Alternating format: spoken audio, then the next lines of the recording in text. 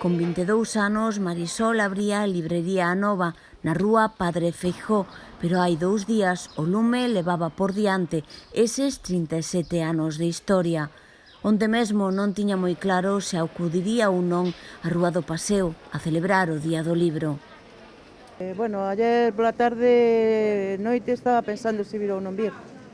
Pero, bueno, logo ao final decidín que nada, que teño que seguir para diante. Entón, como teño que seguir para diante, pois nada, a calle e que sea o que Dios queira.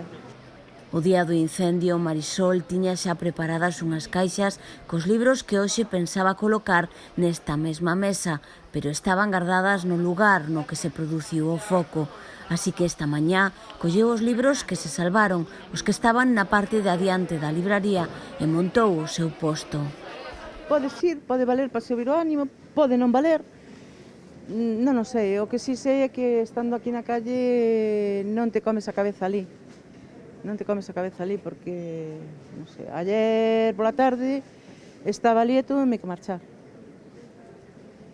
Non, houve un momento que me dio... E entón, eu penso que aquí que non...